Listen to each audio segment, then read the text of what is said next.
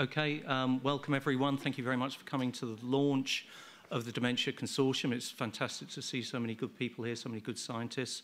I think the major part of this, or major utility of this meeting is going to be in the questions and answers. So please, I want you to feel free to ask all and any questions that you think will be relevant.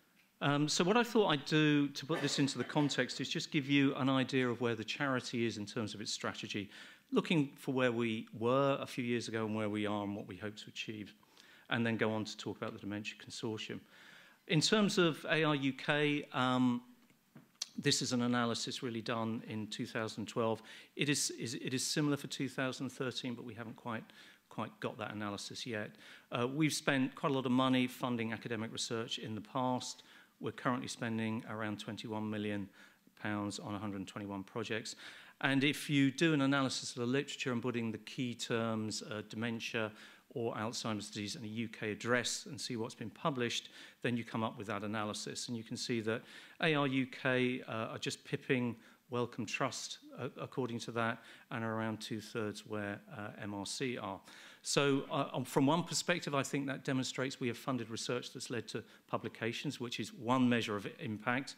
And what I hope I'll come on to demonstrate is we want to really accelerate that impact as well to provide patient benefit as soon as we possibly can, recognising that that's always quite a long haul. And the Dementia Consortium is one step on the way to try and accelerate academic innovation to patient benefit. So this was the research strategy a couple of years ago. We did fundamental research into I'm going to use the biggest laser pointer I've ever seen in my life. I hope it doesn't backfire, it'll probably vaporize me. But we used to do, and we still do, basic research into disease mechanisms. We do some infrastructure funding as well. So we have Brains for Dementia Research, which is a brain bank that we co-fund along with the Alzheimer's Society and the MRC. And we also did clinical research as well. And then by an ill-defined process, we hope that all of that good work would ultimately percolate down to patient benefit. And you can see as a strategy, that's okay, but there's an awful lot of white space between the stuff that we fund and patient benefit. And so over the last couple of years, what we've been trying to do is fill that white space with real initiatives that will accelerate progress. And so this is where we were in 2013, about a year ago. We put together a research strategy where we tried to target specific disease mechanisms, or specific mechanisms in disease rather, that we thought as a charity were particularly critical to understand. So rather than funding everything that comes through our portal, we wanted, if you like, to nudge the academic community into looking at particular ways of doing things. Now there is sort of an overt statement that some of that research at least should provide potential targets for drugs, but also, and what's not stated here, other ways to intervene to patient benefit that may not be drugs, of course. In terms of clinical research, there's a whole range of clinical research you can do, some of it descriptive. What we wanted to really, again, emphasize is that the clinical research that really gives us new ways to assess disease, new biomarkers, so that that would have a utility ultimately in clinical development, that would be something we'd be especially interested in. And also, one of the things that I've always been very fascinated in is what is the earliest signs of disease and what precipitates those first signs of disease. And so if one was thinking of Alzheimer's disease, depending on what you think about that disease, then one might imagine the first deposition, aggregation of A-beta as a critical event in that disease. But what causes it and why does it happen? And so trying to get an insight into those particular events, I think, will be very important, both for its own sake in terms of understanding the disease, but more importantly, perhaps, that could be a critical juncture for intervention with a therapy of some description. So I was very interested in trying to look at a longitudinal study of Alzheimer's disease. We wanted to see drug discovery initiatives on new targets. We weren't exactly clear how we were going to do that, but as you can see from this meeting, this is one of the outputs from that initiative. And the other thing we're quite interested in, very interested in as a charity, and we will be securing funding for this, is to do clinical proof of concept in selected populations. That doesn't mean we're going to launch a £500 million phase 3 trial. We don't have the resources for that. But if there are smart ways to look at drugs in selected patients maybe for a biomarker response or something discrete that shows proof of mechanism, we would be very interested in funding that. And this is where we are now. So you can see on the left-hand side, we have the Dementia Consortium. So this is an overt part of that strategy, if you will. There are some other things that we will be announcing or have announced already.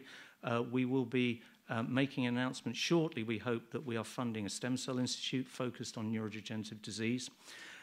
We are co-funding with the NC3R's organisation a £1.3 million project to try and look, using iPS cells largely, at the progression of tau pathology from one neuron to another, because I think that's a critically important process, perhaps in many dementing diseases actually, that we want to investigate. And you will hopefully know, and if not, please talk to me, that we will be funding a drug discovery institute that will raise to around 30 FTEs, which will be placed in one of the UK's leading academic institutions. We are, I think our expressions of interest close, Simon, when? 14th of February, and to date we think we're going to get 6 applications. So that's going very well. You can see that there are clearly interactions, potential interactions between all of these activities. There may be a relationship ultimately between this consortium and the Drug Discovery Institute, yet to be established, but it wouldn't surprise me if that occurred. The other thing that I really want to make clear for those of you who have external and international networks is that this Dementia Consortium is not just open to the UK academics. So we will take good proposals from anywhere in the world and get it funded. So just going back, you can see over the last couple of years how the white space that existed on that first slide, we have now populated with, I think, some exciting, and I hope we will show effective ways to bring us closer to patient benefit, or at least accelerate that process, so far as we are able to do so with our resources and with the help of our partners. So this is the academic network, actually, that ARUK already funds. So we give money to institutions to network, and we've done an analysis, and actually they do network, which is reassuring. And we also, of course, give direct grants to some of these organizations as well, and PIs within them. So we're putting a lot of our money on that side. And one of the things that we wanted to do was to see if we could connect that network and other networks, actually, with drug discovery expertise to overtly bridge that gap.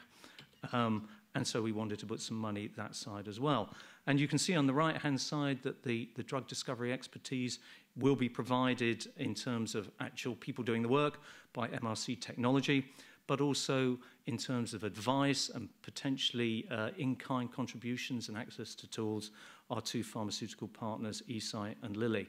When this was first conceived, I thought that probably there would be a reasonable maximum of 4 pharmaceutical companies that will be involved in this.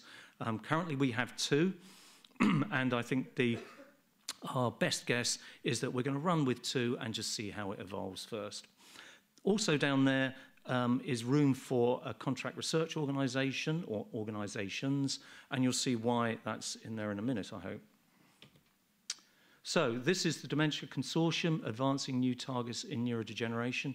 Again, I want to make it clear that although this is Alzheimer's Research UK, and Alzheimer's disease is clearly a focus for us because it is responsible for about 70% of all dementia, this is open to neurodegeneration targets, because I think everyone in the field recognises that there may be common mechanisms involved in those processes that lead to either protein misfolding or indeed to neuronal death.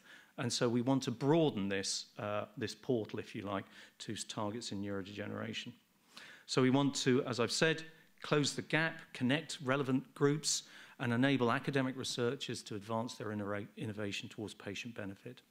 And also to enable academics and pharma to establish a relationship very early on based on a shared understanding of data to facilitate future interactions. So some of you may have been in contact with pharma with some of your ideas, and certainly when I was in pharma I sat on the opposite side, And I've often thought if you had been involved in the generation of that data or seen it evolve, you would be far more confident and the interaction would go far more smoothly than just being presented with a set of data and slides as a first hit.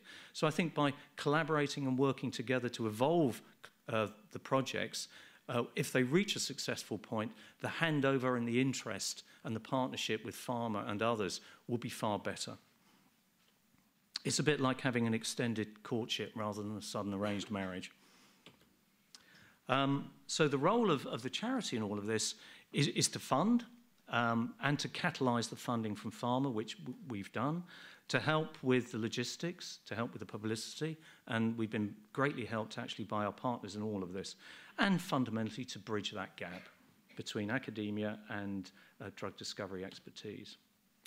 And with that, I'll pass on to Lee.